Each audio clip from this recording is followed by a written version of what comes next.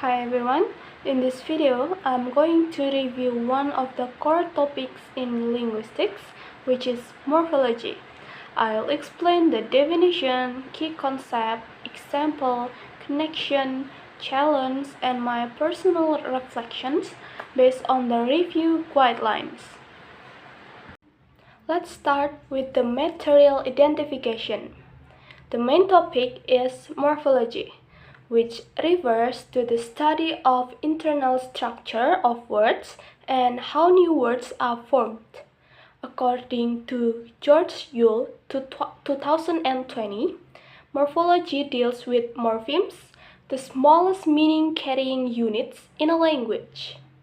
Meanwhile, Fromkin et al.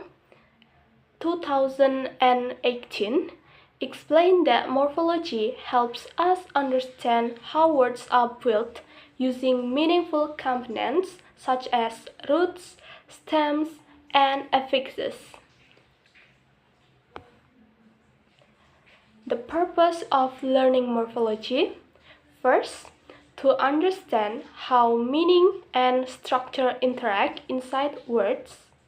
Second, to recognize and analyze word formation processes.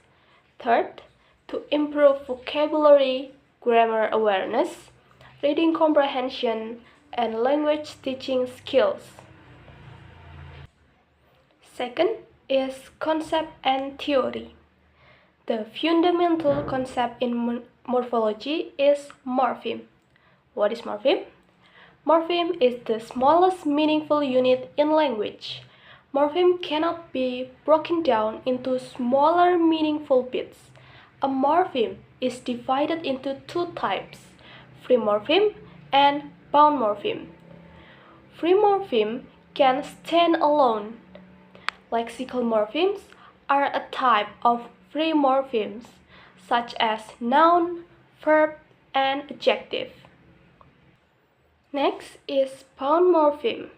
Bound morpheme cannot stand alone. They need another morpheme to become a sentence. The type of bound morpheme is functional morpheme, such as articles, preposition, conjunction. Bound morpheme is divided into two types, which is derivational morpheme that change part of speech, and inflectional morpheme that don't change part of speech. In morphology, we also learn about word formation processes, such as compounding, coinage, borrowing, clipping, blending, and acronyms. Although morphology is related to phonology and syntax, it specifically focuses on words, not sounds or sentences structure. The third part is example and application. The example from theory is unhappiness. Here's un is the prefix negative, happy is the root, and ness is the suffix noun forming. So, unhappy is an adjective, and unhappiness is noun.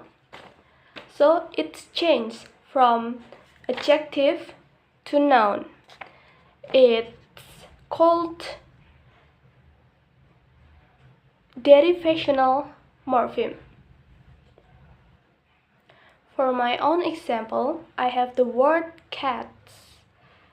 Cats is a one word but have two morphemes, which is cat and us. Cat is free morpheme and us is bound morpheme.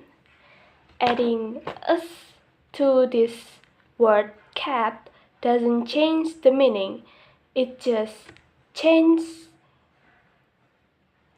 from singular to plural. So it's called inflectional bound morpheme. Next, I have happy. Happy is an adjective, but if you add ly in here, it's become happily, which is adverb. It changed the meaning, it changed the part of speech from adjective to adverb. So it's called derivational morpheme. Okay, move to the fourth part is connection between topics. Morphology interact closely with other linguistic areas. Phonology morphemes may change sound shapes like plurals like s, and is. And then syntax morphemes affect sentence rules like noun versus verb forms. For example, the English plural suffix is one morpheme, but is pronounced differently as us, or is, which show the link to phonology.